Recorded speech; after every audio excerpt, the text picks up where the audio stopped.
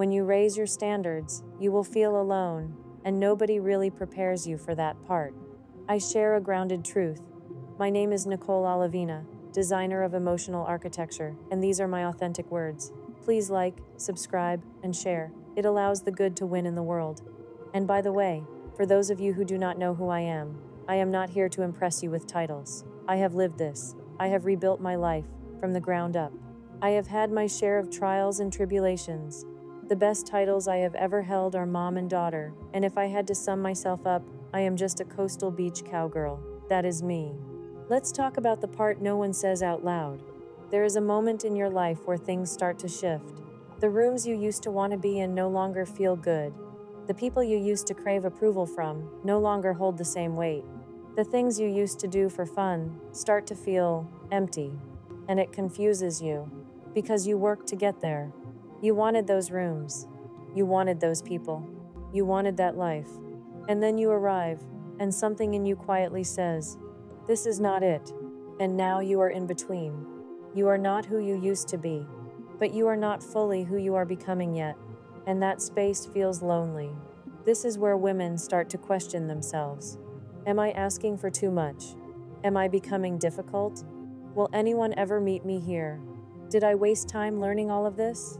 And deeper than that, will I ever feel satisfied? Because now you see more. You feel more. You require more. Not in a demanding way, in an honest way. You start to realize that what used to feel exciting now feels draining. Maybe you used to love going out, grabbing drinks, being in loud environments, chasing energy. And now you find yourself wanting something completely different. You want stillness. You want depth. You want connection that does not require stimulation to exist. You would rather be home, in the bath, with tea, with your dog, in peace, than forcing yourself into a space that does not feel aligned anymore. And then the voice comes in. Are you becoming boring? Are you isolating yourself? Are you turning into someone people will not want to be around? No. You are becoming someone you actually want to be around. There is a difference. What is happening is your standards are no longer based on excitement. They are based on peace. And peace is quieter. Peace does not need to prove itself. Peace does not need to be loud to be felt. Peace is something you recognize in your body. And once you recognize it, you cannot unrecognize it. So the things that disrupt it start to fall away. And here is where loneliness enters. Because when your standards rise, your tolerance drops. And when your tolerance drops, your environment changes. And when your environment changes, your relationships change. Not because you are better than anyone, but because you are no longer available for what does not feel true, and that can feel like loss. Friendships fade. Conversations feel surface level. You sit in rooms and feel like you do not belong anymore. And instead of honoring that, many women try to go backwards. They try to fit themselves back into versions of life that no longer fit them, just to not feel alone. But you cannot unknow yourself. Once you have seen what feels right for you, anything less will feel like self-abandonment. So, here is the truth I want you to hold on to. Loneliness in this season is not a punishment. It is a recalibration. I believe God isolates you at times, not to hurt you, but to remove the noise, to remove the chaos, to remove the constant influence of other people's voices so you can finally hear your own, so you can finally hear Him. Because when you are constantly surrounded, constantly stimulated, constantly influenced, you do not actually know what is yours. You are reacting. You are adapting. You are performing. But when you are alone, you cannot escape yourself. And that is where truth lives. This is where you start to ask real questions. Do I actually like what I say I like? Do I actually enjoy the things I claim to enjoy?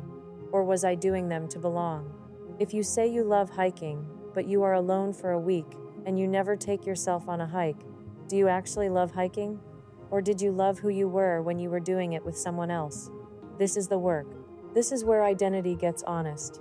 Because loneliness will expose you, not in a negative way, in a clarifying way. Now, let's separate something important. There is fear-based loneliness, and there is growth-based loneliness. Fear-based loneliness says, I am alone because something is wrong with me.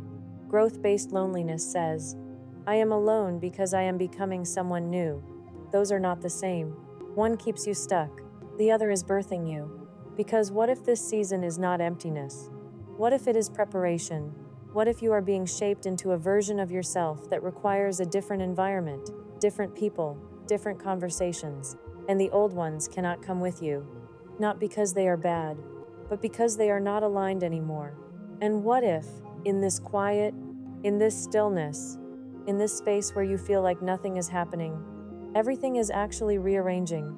Your standards, your desires, your identity, your capacity, so that when the right people, the right relationships, the right opportunities enter your life, you are able to meet them fully, without shrinking, without performing, without abandoning yourself. So instead of asking, "Why am I alone?" ask something better. What is this season trying to show me? What am I learning about myself right now? What do I actually enjoy when nobody is watching? Because the answers to those questions will build a life that actually fits you, not a life you are trying to keep up with. And I want you to hear this clearly. You are not too much. You are not asking for too much. You are becoming more precise. And precision narrows things, but it also makes them better. So if you are in a season where your circle feels smaller, your nights look different, your energy is more protected, your standards are higher, and yes, you feel alone, do not rush out of it. Do not fill it with noise. Do not abandon it just to feel temporary connection. Stay, because there is something being built here. And when it is complete, you will not just feel less alone, you will feel aligned, and that is a completely different life. YouTube description: SEO optimized. If you've been doing the work, healing, growing, raising your standards, and suddenly feel more alone than ever, this episode is for you. I break down why loneliness often shows up when your standards change, your identity shifts, and your old life no longer fits who you are becoming. This is not about isolation, this is about recalibration. In this episode, why growth can feel lonely, what happens when your standards rise, why old friendships and environments stop feeling aligned, the difference between fear-based loneliness and growth-based loneliness, how to navigate identity shifts without going backwards, why this season may be preparing you for something greater. You are not too much, you are becoming more precise. I share a grounded truth. My name is Nicole Oliveena, designer of emotional architecture, and these are my authentic words.